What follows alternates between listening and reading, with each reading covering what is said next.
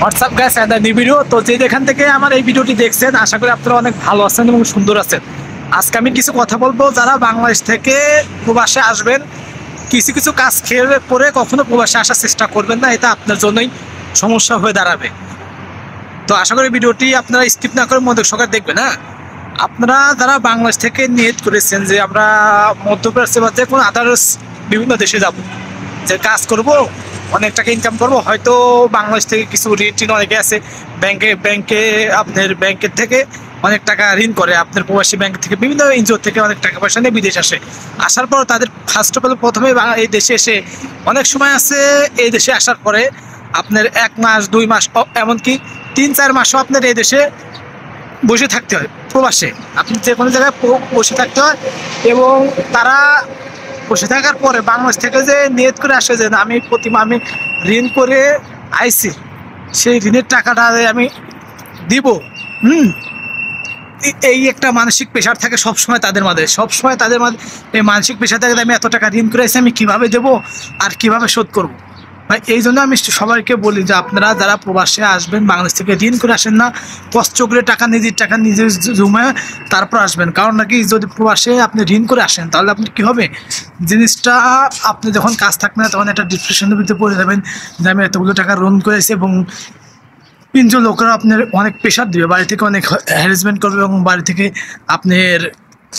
বাড়িতে আপনার এর বিভিন্ন সময় অনেক ধরনের কথা বলবে, এবং আপনি যখন কাজ পাবেন না তখনও ভালো লাগবে না, মন টন খারাপ হয়ে যাবে। এই জন্য আমি আপনাদের বলি যারা আপনারা আরেকটা প্রবাসে আসবেন কখন এই কাজটা করবেন না।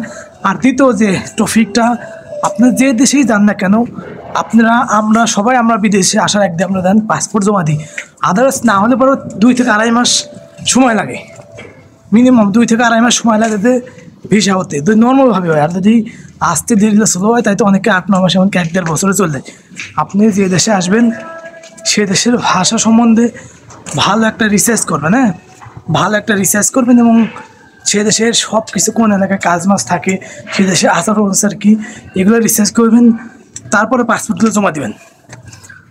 জমা দেওয়ার পরে যখন পাসপোর্ট জমা কমপ্লিট হয়ে যাবে তখন সে দেশের ভাষা সম্পর্কে আপনি রিসার্চ করবেন যে ভাষাটা কেমন, সেই ভাষাটা আপনি হালকা পাতলা সামথিং যাতে চলতে পারেন।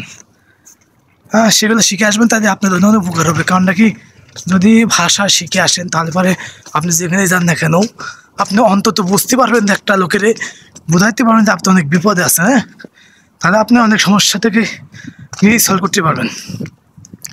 তবে আমার পার্সোনাল সাজেশন কখনোই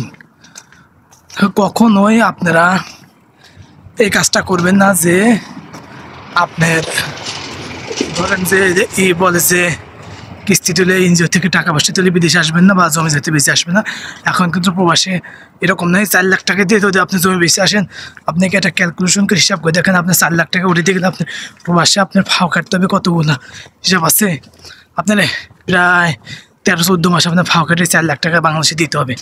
তাহলে 4 লাখ টাকা খরচা করে দেন, তা অনেক আবার বলতে পারেন যে ভাই আপনি আসছেন কেন, ভাই আমরা এই ভুল করেছি, সেই টাইমে কিন্তু এরকম ভিডিও ছিল না।